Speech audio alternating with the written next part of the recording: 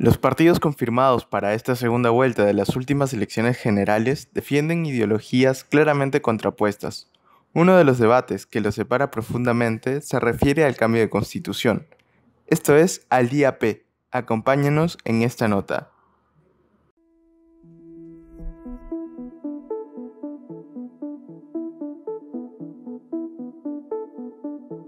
Por un lado, la izquierda representada en Perú Libre planteó desde el comienzo de la campaña electoral el cambio de constitución. Según ellos, la actual constitución es individualista, mercantilista, privatista y entreguista, ya que en muchos capítulos y artículos apoya al modelo socioeconómico actual.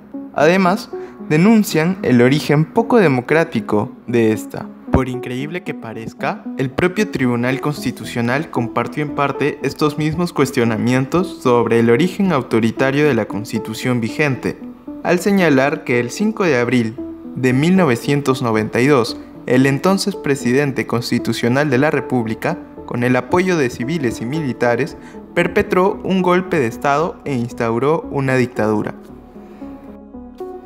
Esto ocurrió en una sentencia del tribunal dada en diciembre del 2003, luego de que Alberto Borea Odría, famoso abogado y político liberal peruano, planteara una demanda por inconstitucionalidad contra la propia Carta Magna, que él denomina Documento del 93 por considerarla producto de un asalto a la democracia. Además, el propio Tribunal Constitucional de ese entonces constató que en dicho contexto histórico constituyente, el proceso para elegir a los miembros del denominado Congreso Constituyente Democrático, los debates en su seno y hasta el propio referéndum carecieron de libertades y garantías mínimas necesarias para dotar de legitimidad de origen a la Constitución del 93.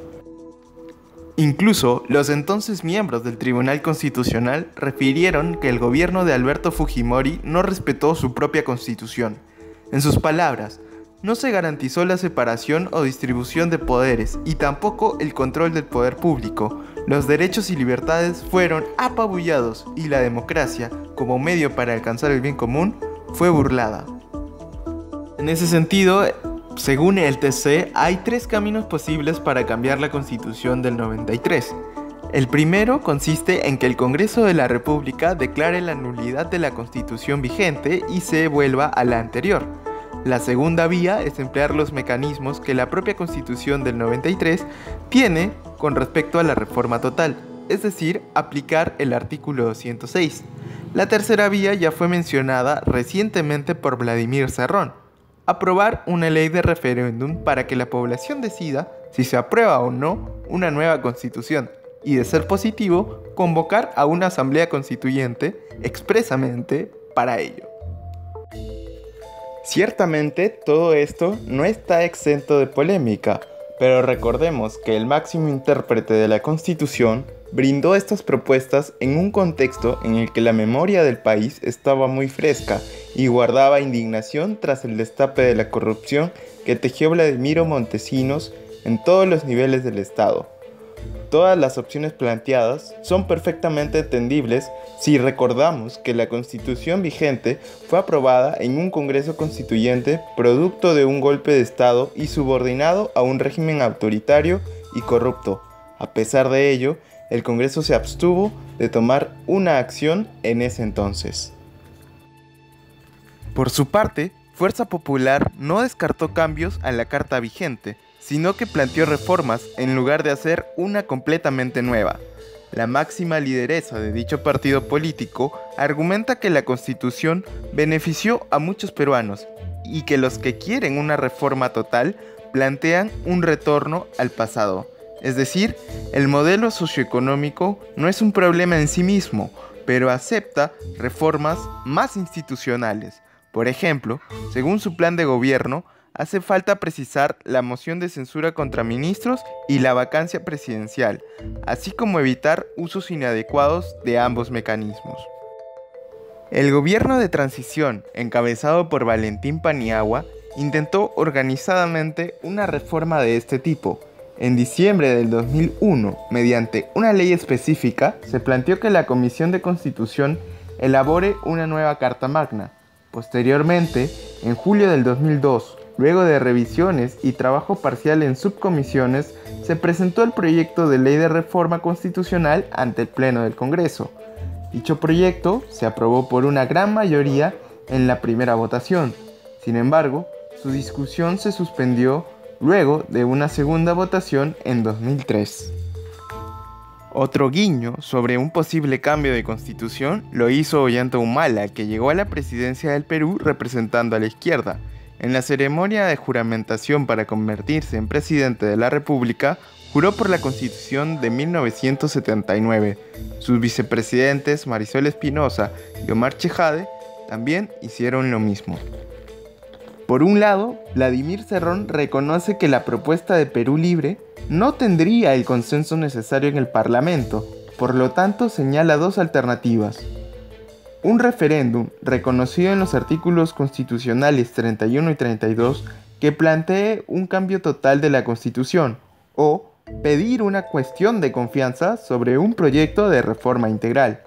Deja en claro además que ya hay un antecedente de lo que sucede cuando el Congreso rechaza 2 veces una cuestión de confianza. Al final, en cualquiera de las dos alternativas, el Congreso desaparecerá y en su lugar se formará una asamblea constituyente. Sin embargo, la propuesta de Cerrón, presidente y fundador del Partido Perú Libre, contraviene el artículo 39 de la Ley de Control y Participación Ciudadana, que a su vez desarrolla el supuesto de referéndum reconocido en el artículo 206 de nuestra Constitución. Esta vía de referéndum para reformar integralmente la Constitución solo es posible siempre y cuando también se consiga una votación absoluta en el Parlamento. Como se ve, hay una obligación de convencer a las bancadas políticas.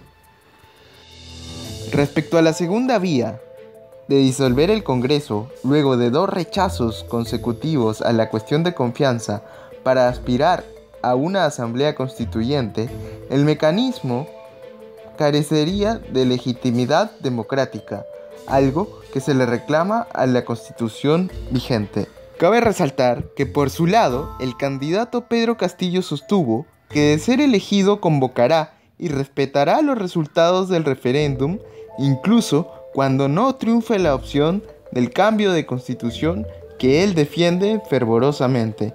Ya lo había dicho hace semanas en el programa dominical Cuarto Poder y lo confirmó en el Pacto Conjuntos por el Perú de hace poco. Su posición, aunque contradice a Cerrón y agrieta las relaciones a la interna de Perú Libre, tiene un tono más conciliador y democrático. Esta última postura en alguna medida sería similar con la propuesta de Evo Morales. En 2006, después de que el líder sindicalista llegara a la presidencia, se convocó a una asamblea constituyente después de lograr un amplio acuerdo entre los partidos. Como se ve, la propuesta de cambio constitucional tuvo que negociarse, mas no imponerse. Además, recordemos que es muy necesario que toda constitución sea respaldada por la ciudadanía y la clase política en un amplio consenso.